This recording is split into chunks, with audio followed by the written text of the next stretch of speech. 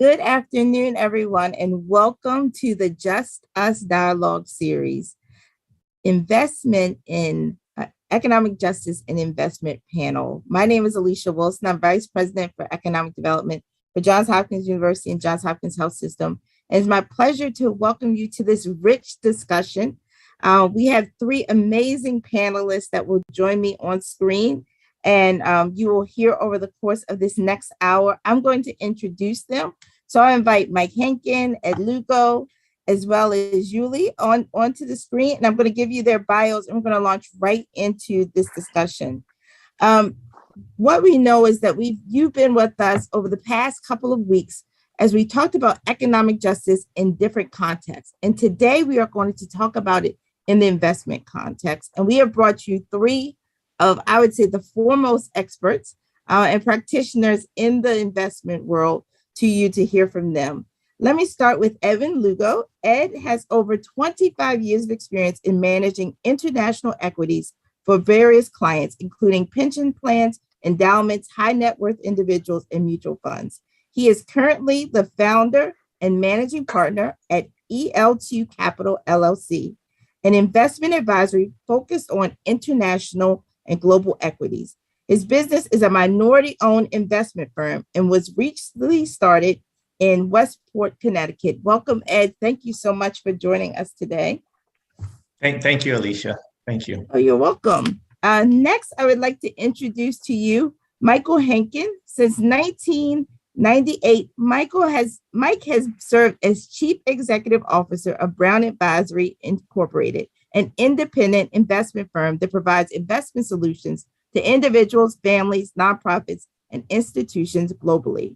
From 1993 to 1998, he has served as Executive Vice President and Chief Operating Officer of Alex. Brown Investment Advisory and Trust, a subsidiary of Alex. Brown Incorporated, where he helped create that business that became Brown Advisory.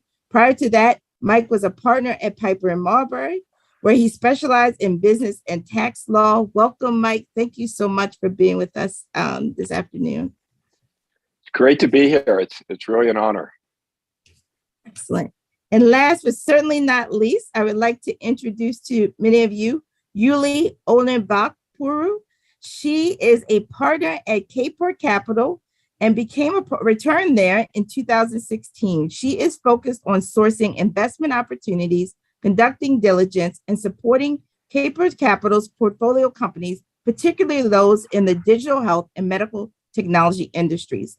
Previously, Yuli served as Director of Global Programs at Village Capital, a global accelerator program and venture capital firm which supports healthcare, education, agriculture, energy, fintech businesses. At Village Capital, she works side by side with entrepreneurs from around the world, helping them grow their ideas into marketable businesses. Thank you so much, Yuli. So glad to have you as well as a part of this conversation. Thank you for the invitation. Yes, my pleasure, my pleasure. So I've been able to tell everyone why you are the experts you are in the field. And now we're going to dig deep into a conversation about investments in economic justice. And so I'd love for you to add a little bit of color to what I was able to do, because I couldn't do your background justice. Tell us a little bit about yourself and why in particular, this topic is of great interest to you. So I'll start with Ed and then Yuli and then Mike. Yeah, for me, economic justice, just having lived through it since when I grew up in a minority family, Hispanic family, and, had all the struggles as I grew up and had a chance to work hard and be successful in my own way. I always loved investments, something that I've always got involved in. And it's important to me, economic justice, because I strongly believe that everyone deserves an opportunity, no matter what the background is. And to me, that's the most important thing. And that's what brings me to this conference. Excellent, excellent. Yuli, how about you? Yeah, no, same story as Ed. Grew up in the housing projects in San Francisco. I remember my mom, who, I would say one of the most financial savvy person ever, And I think a lot of moms out there, right? Like they figure out how to turn 25 cents into a dollar and make it last and stretch. And I know for me growing up, just realizing like simple things like how expensive it is to be poor. And that's something people don't talk about. And so it's something like, buying the 4-pack of toilet paper when if you can afford the Costco pack or the 16-pack, you can actually save money. So simple things like that. I mean, at Kport Capital, I'm so excited because we have the chance to address economic inequalities two-sidedly. So one, through investing in tools, financial tools specifically targeted towards low-income individuals. And then secondly, through the founders that we serve.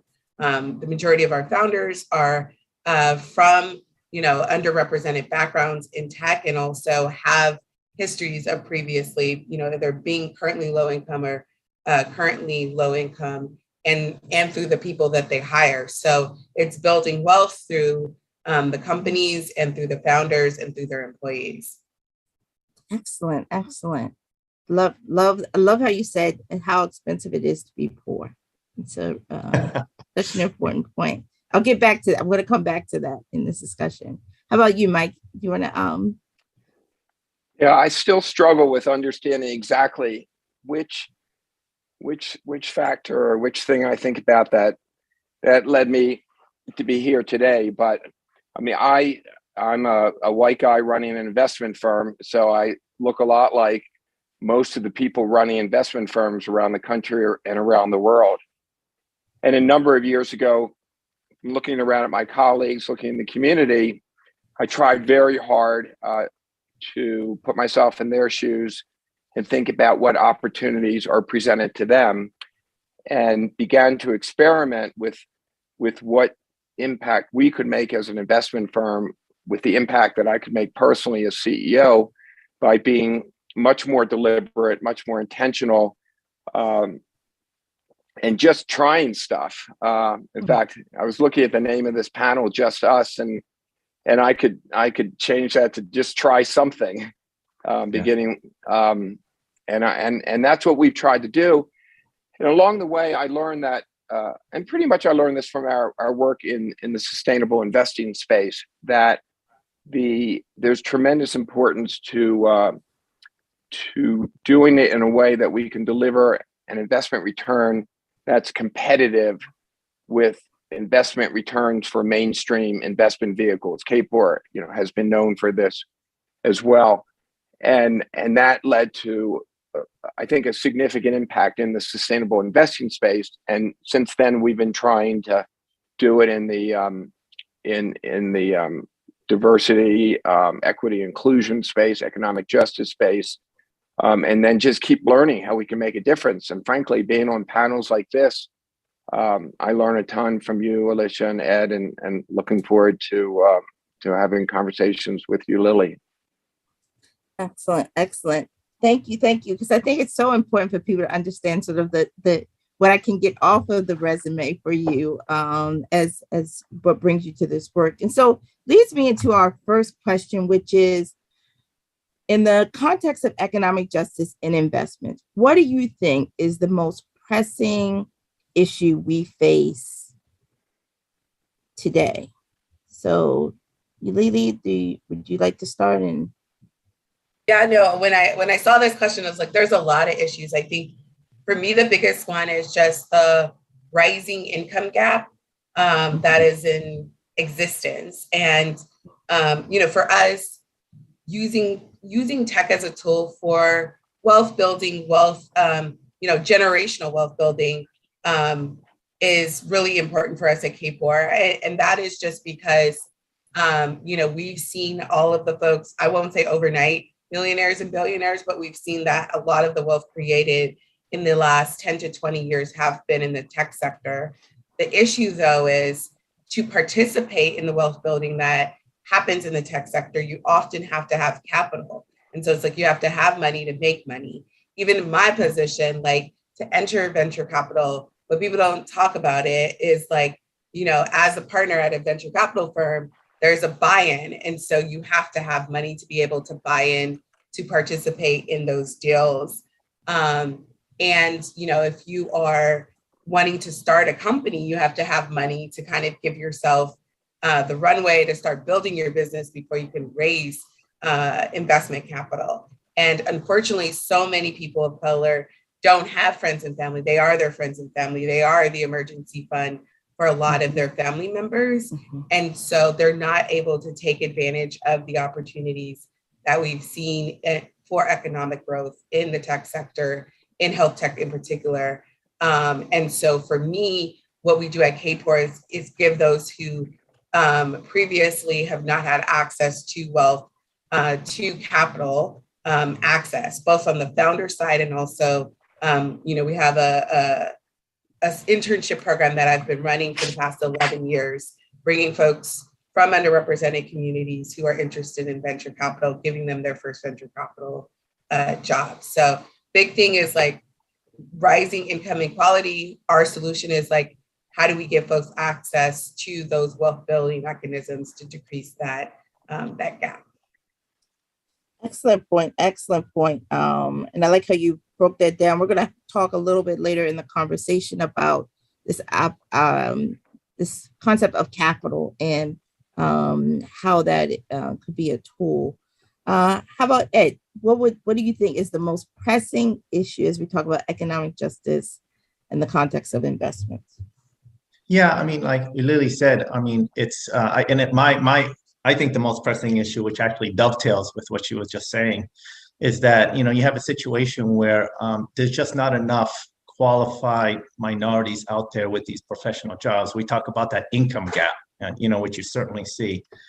And, by not having enough qualified people, particularly in the investment field. I mean, Lily was talking about venture capital, also in the in the public equity side, all aspects of the finance field, I would say, even broaden out to that. It's just not enough minorities with degrees and having the ability to get into this field. So I think one of the most pressing issues is just getting young people in these areas, just getting them into this area, because these professional jobs are where, you talk about the income gap. Professional jobs is where the money is at, and having more of these younger folks getting into these fields, I think it's critical. So I think that's the most pressing issue. Great. And I know your work with College Bound and right. I'm a little biased. So. you are trying to feed the pipeline so that yes. I think because we need the funnel. I mean, it's hard because even my years of working at Franklin Templeton, the firm is one of the largest investment firms in the world, and based out of California, and they just have great ambitions to fill up their professional staff with minorities, people of color.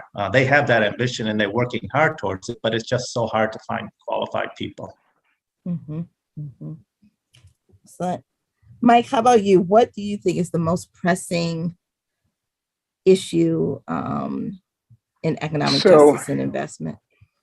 I think, outside our industry, but just in mainstream America, I think education is a huge issue. Financial education, helping people wherever they work understand just the power of compounding.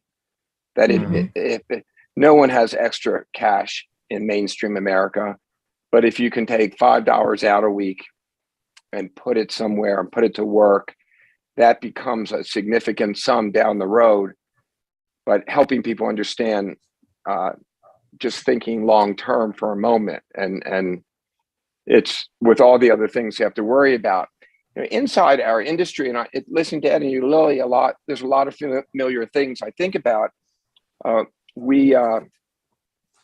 So this year we'll have a summer analyst class of this summer, 20-some students, and more than half will be underrepresented minorities, split between Asian American, Pacific Islander, Black, and Hispanic, and 1/3 will be female.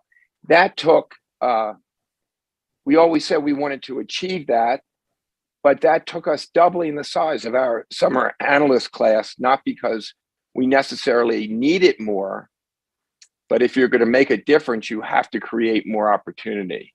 So we started out with our traditional size class and realized we just weren't getting there. And so there's a lot. So the answer to your question is a lot we've learned along the way. You think about creating deferred comp accounts for people working in this industry, so they have even $25,000 to put into a private equity fund to begin to see their money put to work, because even people coming out of college working at any of our firms doesn't have a lot of extra cash. So there's just a lot of nuance to it, Alicia. You look at 401ks, most of our 401ks are set up as a match. That requires you to be able to afford to put money in the 401k in the first place. And again, most people don't have extra cash to do that. So we need to shift our thinking to have less match and more contribution. And then lastly, I'll just say the rules in our industry are tough for people that don't yet have wealth. To go into most private equity deals, you have to be an accredited investor or a qualified purchaser, which requires you minimum to have $1 million. And think about that entry ticket to entry. No, you're so right. And really all of your pressing issues dovetail off of one another. They really are a part of, thematics of along in the same book, in the same story of the wealth gap, education, financial literacy, the qualified, pool of candidates for positions. And so appreciate what you all are talking about. I'd love to, Mike, you serve on the board of Johns Hopkins. Ed, you are on the board of College Bound within organizations. You, Lily, what do you think institutions, corporations, institutions like Johns Hopkins, other private institutions, what do you think we can be focused on, particularly in this area, to make a difference in the area of economic justice? I'll start with Ed, and then Mike, and then you, Lily. Yeah. I mean, it's interesting you say that because, one of the things that we're working on at College Bound now, College Bound is, as most know, is that we're trying to get college kids into colleges. We're throughout the Baltimore community in the high schools. And as we're working towards that, we have an endowment. The endowment's approximately almost $30 million if you include all the funds. And, what can we do? I think about this all the time. And, one of the things is different vehicles for investment. I mean, I think one of the areas that we started exploring and we actually started instituting, I think one of the things, there's a couple of things there, but we started instituting in our investment policy statement to focus more on DEI. And that's something that's important to College Bound. We're looking at private equity investments that can help us. Again, the barriers are high, even for College Bound. I mean, we have a $30 million endowment, so we are considered small.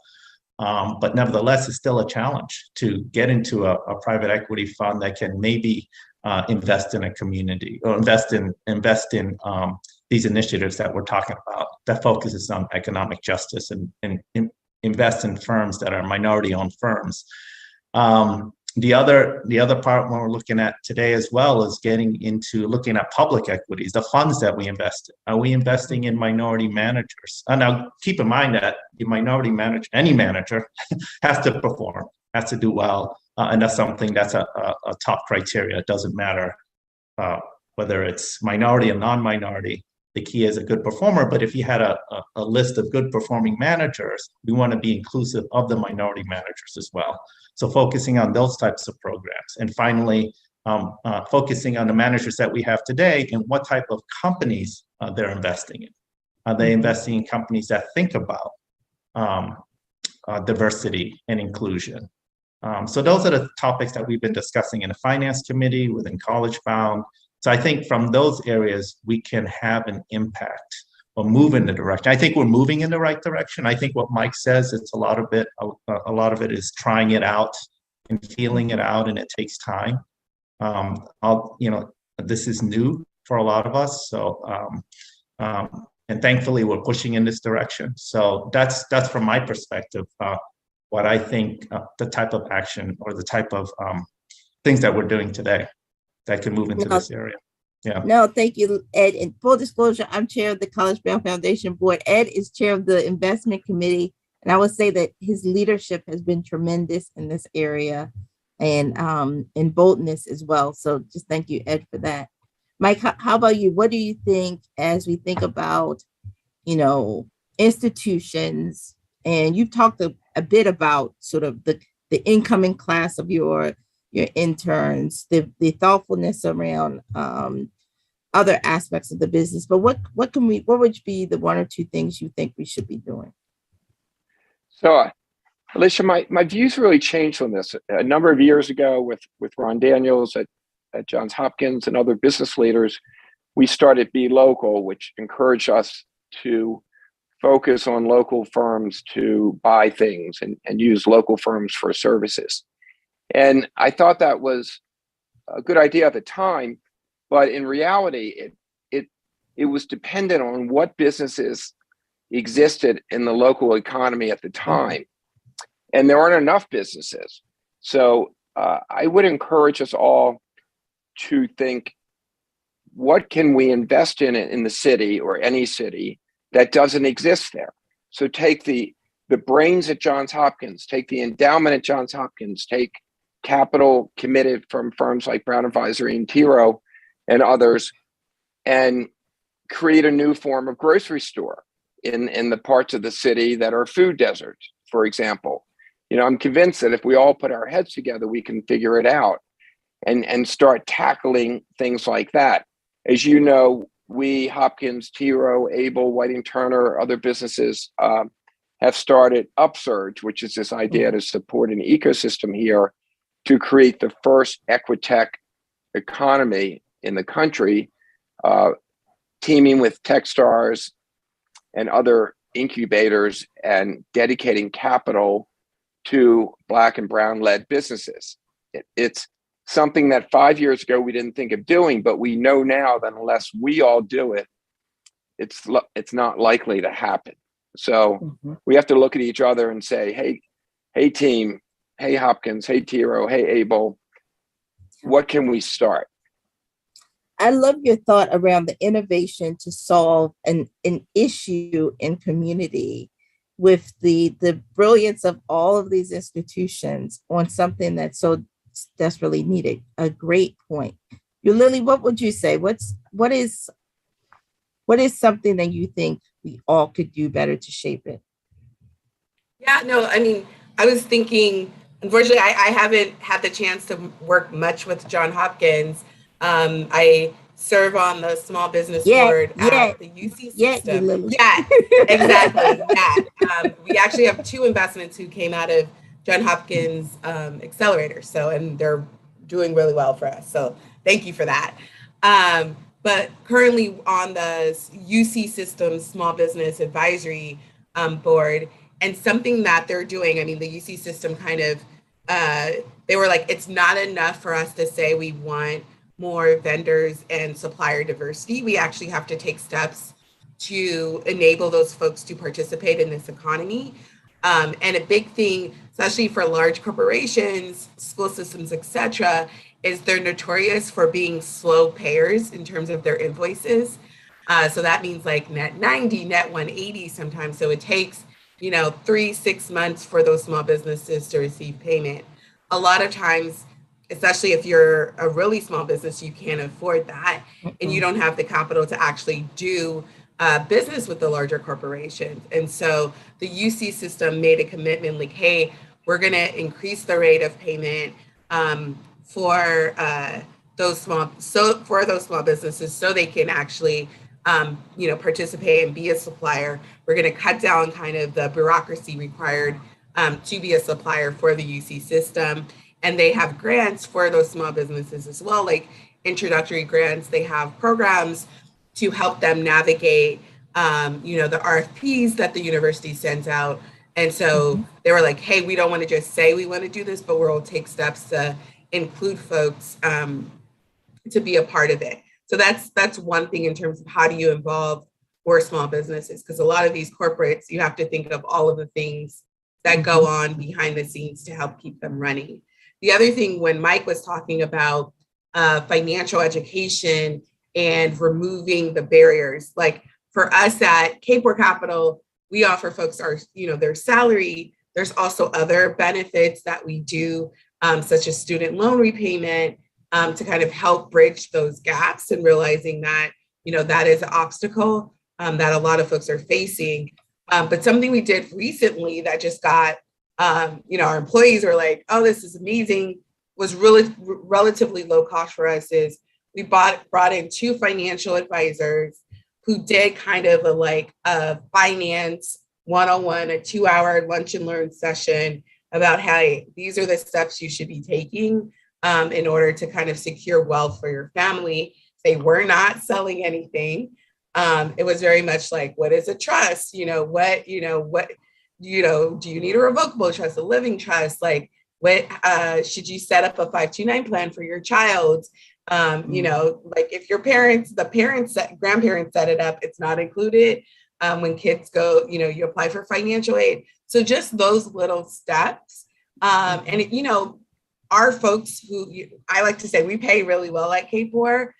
So it's not like they didn't, they have salary, they have money they can invest. I think like a lot of folks, they just didn't know where to start. It's not something we teach in school. And so when Mike said, financial education, I was like, yeah, it was so important. And folks it was the most well-attended session we've ever had. And like our startups heard about it. They asked for us to start doing it for their employees as well. And so it's like educating folks about the financial tools that are available to them.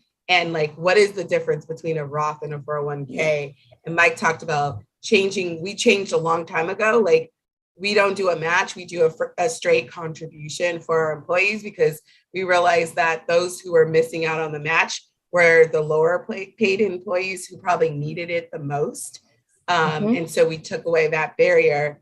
And so for some of our other companies who still have that match in place, we tell them to refer their employees to like LendTable, which will borrow you your match so that you can get the full benefit of the 401k. Wow. It's a borrow, but it's I urge folks to look it up. So one, I would say removing the barriers that currently exist for entry to play in these large economic fields, and then 2, just double down on what Mike said around education. I love you all are dropping so many gems. Don't worry, everyone. We'll make sure they get in the chat. Y'all are being quoted on Facebook, on the VFairs platform, on YouTube. Also, I want to tell people who are listening, some of you are listening like a radio program, type your questions, 22333, then type JHUWL in the message. I'm receiving all of your questions here, so don't worry, I'm going to weave them into the conversation that we're having.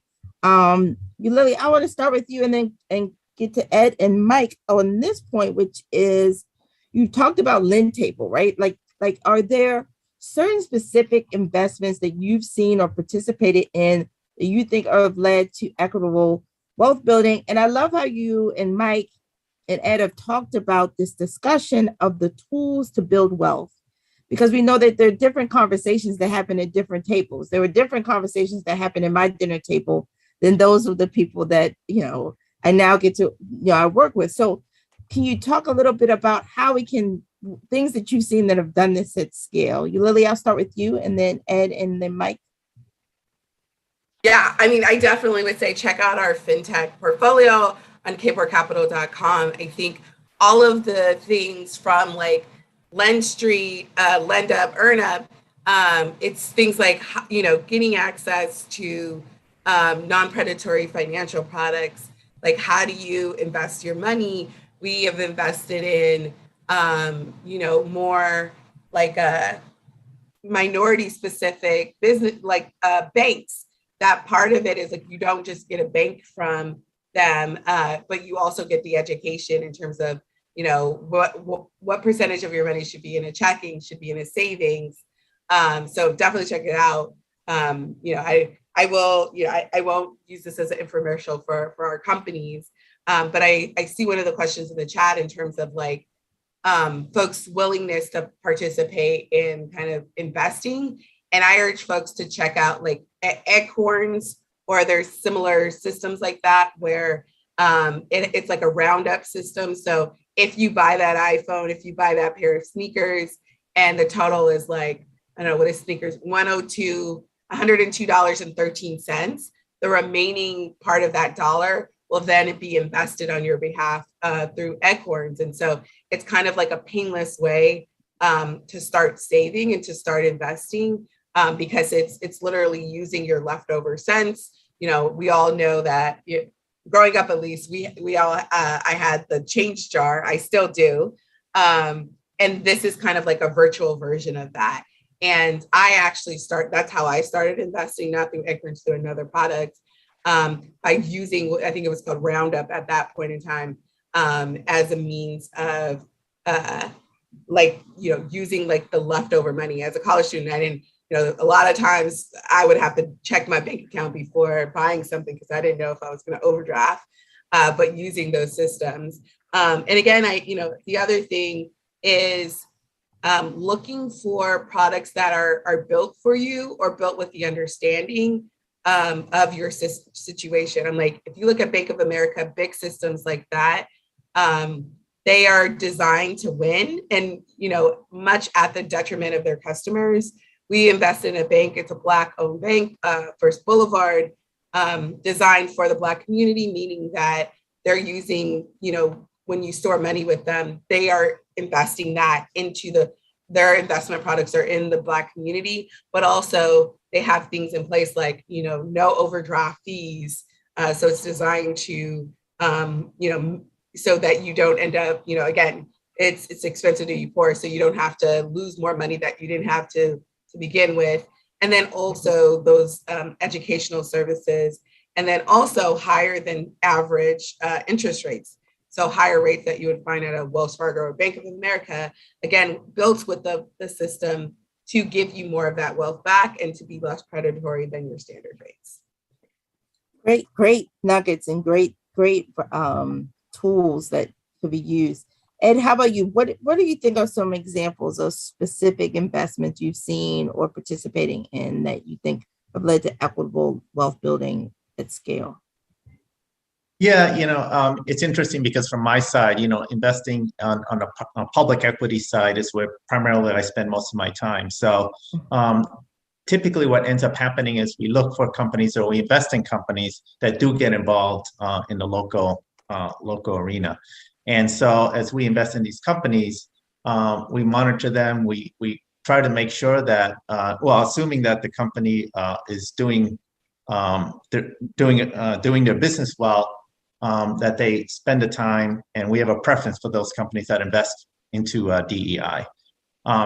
That's where we kind of have our impact. We can talk to the management teams. There's examples in the past where we sat down and spoke to management teams, see where they are in the social agenda, see how far they're taking it, to what extent they're investing in the community, how important it is to us.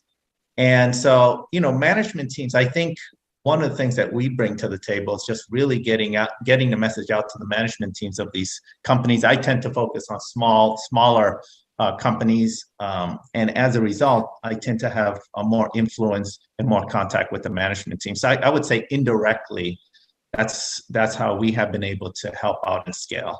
Of course, as you mentioned before, Alicia, personal investment on my side is certainly investing in the college bound. So I think that's one area where that certainly has an impact on the community. But from a professional perspective, in terms of my occupation, that's where I think I have the most impact.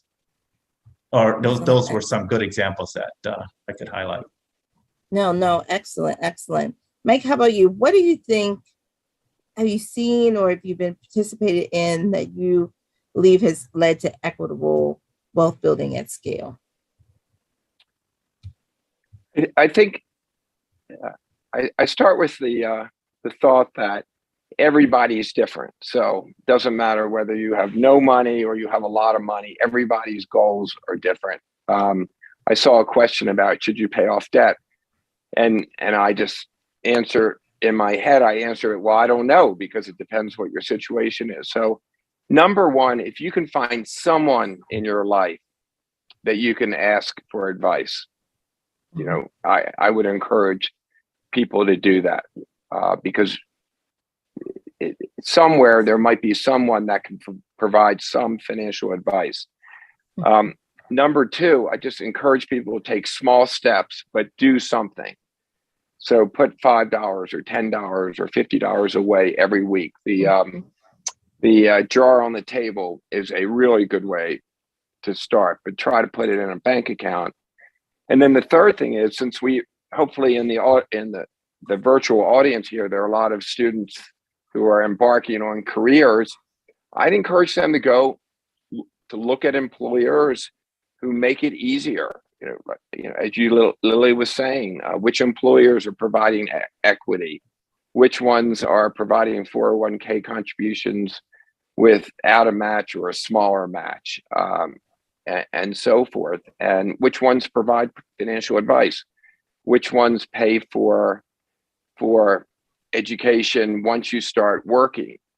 Those things are going to make a huge difference in the net worth of the individual 20 years from now. And I'll end with saying that if people don't get the concept that this matters, that this will help businesses be more successful, I'm sure Ed and you, Lily, will agree that the employers that offer this will attract the best and the brightest, all things considered. Yeah. And I love how you said that. I want to stay with you for a minute because I think COVID in particular has allowed for us to actually have access to more information and actually read it.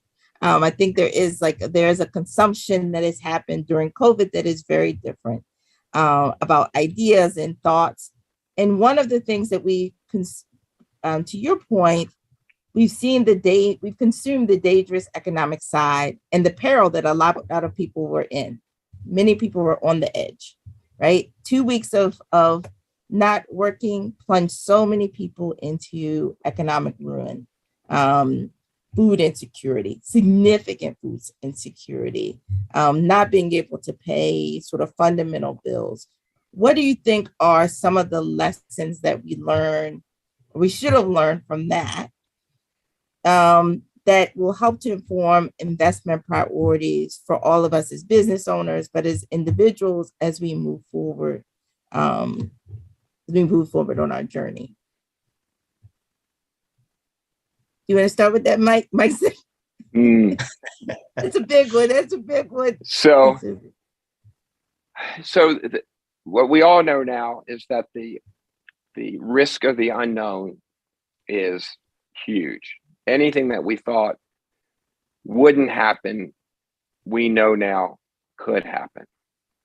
And I think the one thing that helps, and this is a challenge for people who are living paycheck to paycheck, but this applies to them, I think, as well as to somebody with a lot of capital, is that focus on liquidity. So having some savings, some liquid assets, that if you're living paycheck to paycheck, you know now how important it is to have something that can cover you that 2 weeks or 4 weeks. And then if you have access to capital, if you've been working for 10, 20 years, putting money away, your 401k has gotten bigger, you work at a place that provides capital, have liquidity, because when bad stuff happens, that's when the opportunity is created to make a lot of money, frankly. You know, when in March of 2020, when the market sells off 30, 40, 50%, if you had liquidity, whether it was 10,000 or much more, and you put it in the market at that point, even with the sell off this year, you'd be up 85%. And that's how significant net worth is created. And that opportunity is available to many, many people. Good, a really good point, the liquidity question. And you're so right on that. Ed, what would you say? What do you think is the lesson that we've learned as from the challenges that we faced? Yeah, I mean, I think about the lessons on a personal level and also an overall economic level in terms of the lessons, because it's a good question. And on a personal level, I agree with Mike. There has to be that liquidity element. You really have to have money set aside if one can. I mean, that's always the question, right? If you live in paycheck to paycheck, there's probably not much you can save, but nevertheless, the effort to do so is important. I think, on a broader perspective from an investment side, it was critical that the government did step in because I'm thinking of the companies that we have vested in. Many times the layoffs would have been much worse. I think one of the lessons is that you needed to put liquidity into the system via, in this case, direct paychecks to people, because these companies, as Mike knows, Lily knows, many companies are stressed. I mean, normally they would have laid off droves of people.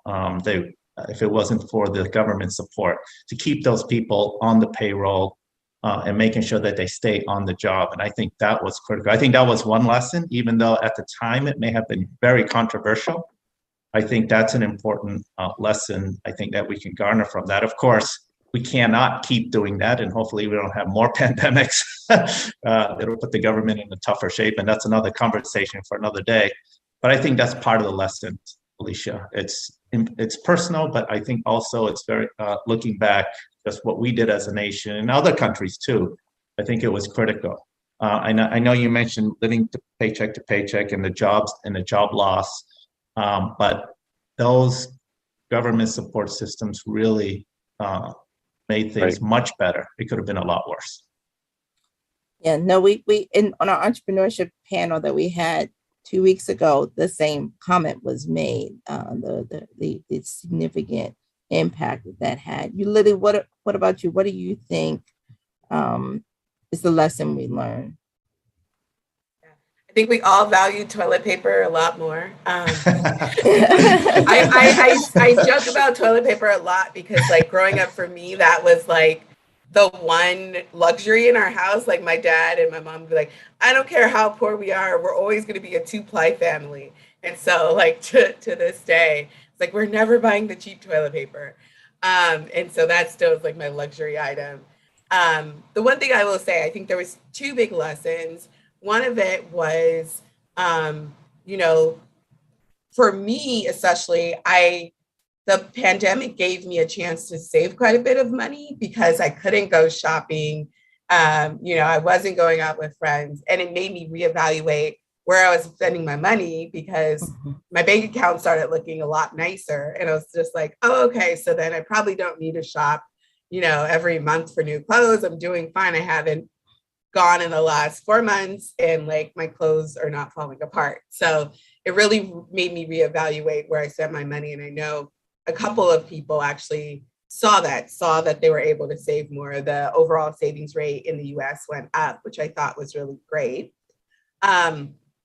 But I think the other thing that happened too is it brought out the importance of, having emergency savings because you don't know what's going to happen. And like, if you are able to have that like 3 to 6 months emergency funds, I think it's really important because I think for a lot of people, a lot of my friends, whether they were working at Ross or working, at JP Morgan, face layoffs. And, it was so interesting. It was like those who had planned were just in better positions versus like other folks.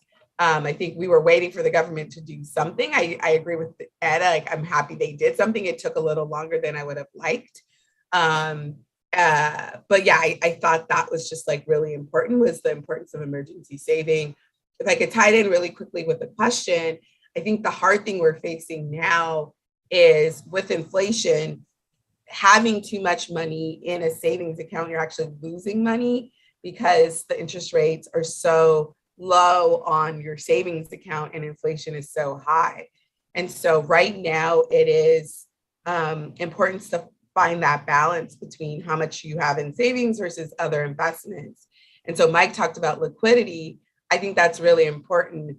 But I think it is important for you to have access to an emergency savings, but you also don't want to have all your money there because you don't know when inflation is going to happen. And I think the great thing, the government put more money into the system. My thought is that did lead to some of this inflation. We're seeing other folks have different viewpoints on that.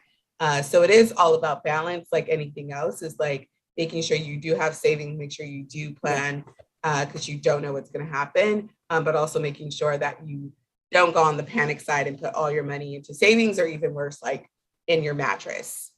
Yeah. No, absolutely. Yeah, Alicia, can I? Oh, sure. I think you really brought up a great point, because most of adult America is facing inflation for the first time in their lives. Mm-hmm. And it's most people don't understand they're going to get to the end of the year and what they earn and what's in their savings accounts will be worth less. And it's a lot of, I encourage people to spend a lot of time trying to understand the real life impact of that. Sorry to cut in.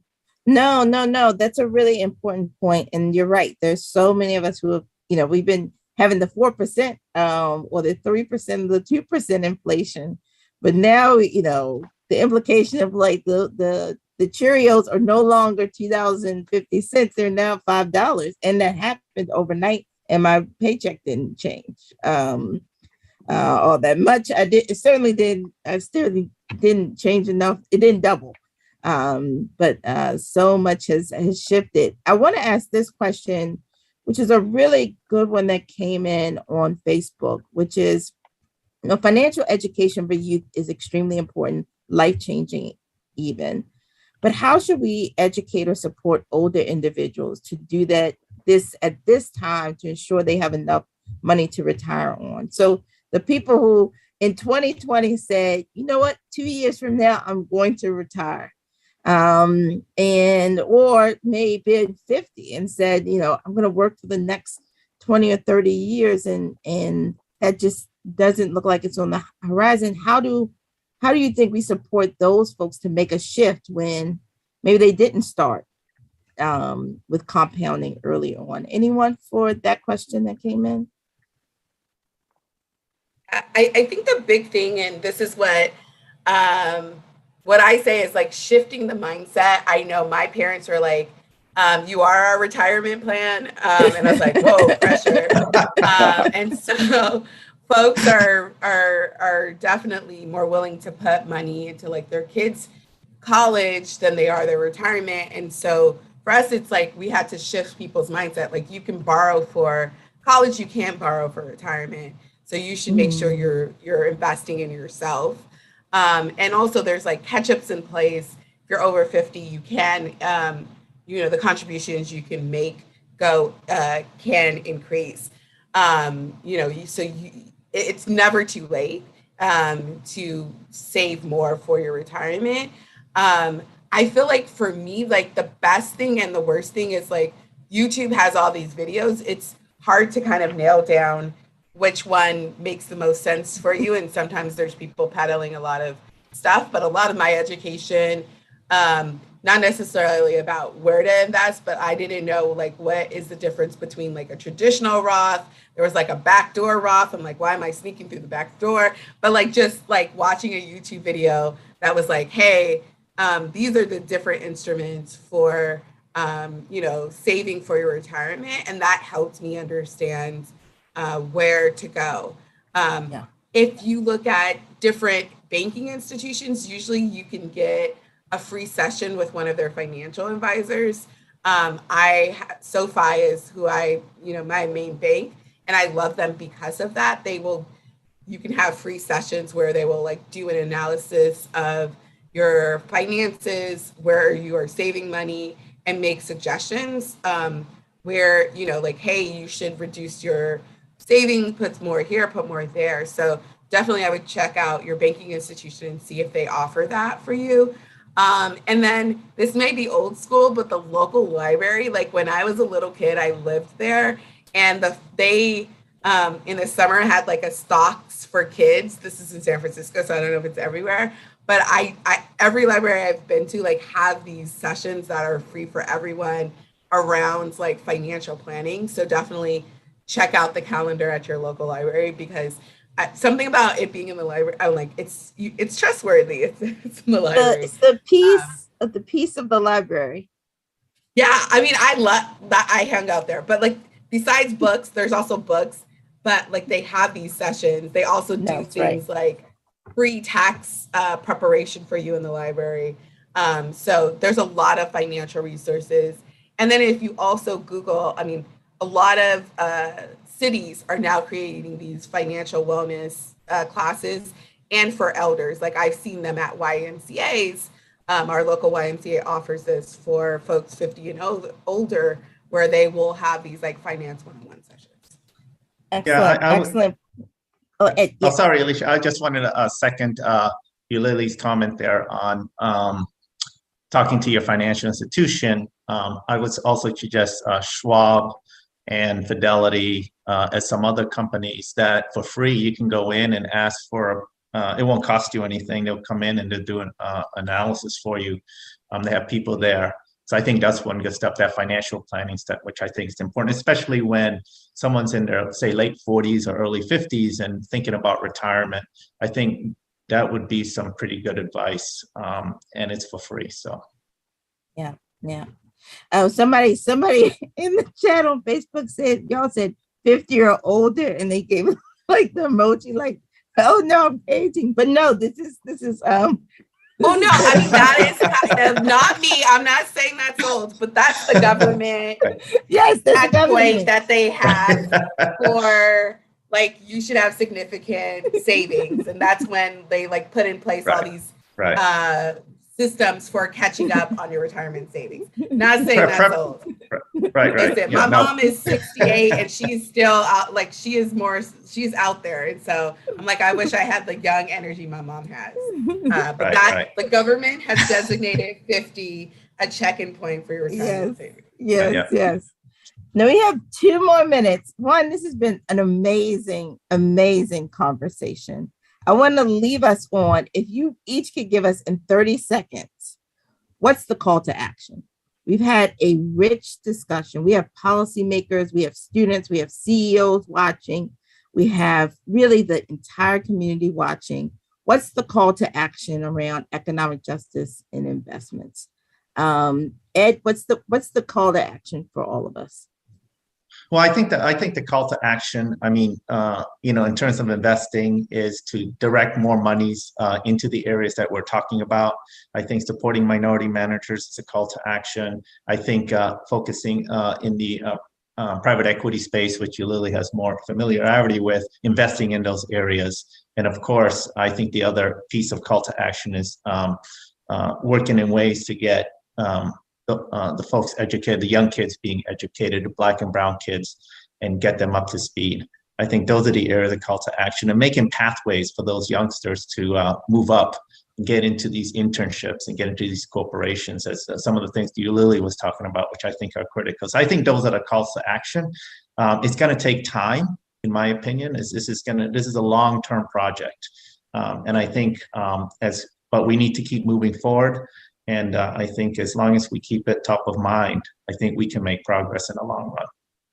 Excellent. Mike, what's the call to action? I'll reach out to other CEOs. So number one, hire more diverse colleagues. And then once you do, take time to make sure we have plans in place to help them be successful. Make a commitment to them to help them be successful at your business. And then the second thing is put capital to work with other businesses, universities, anchor institutions, and let's start some businesses that that we know need to be there. Excellent, excellent, excellent. You, Lily, what's your final word? What's the call to action? Yeah, 100% what Ed and Mike says. I would just end by saying, like, invest in yourself.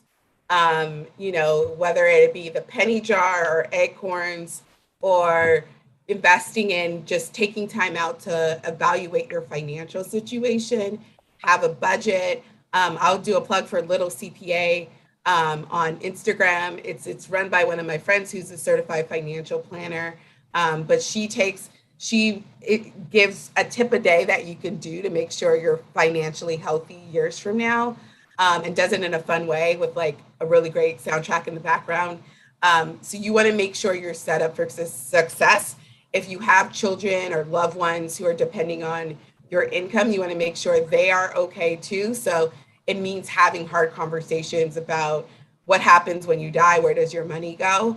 I think money has been taboo for such a long time, but you need to talk about it. And that's the only way we can start bridging these economic divides, is having the conversations, talking to your coworkers about how much they make, because a lot of folks, especially women of color, but people in color in general, were underpaid relative to our white peers.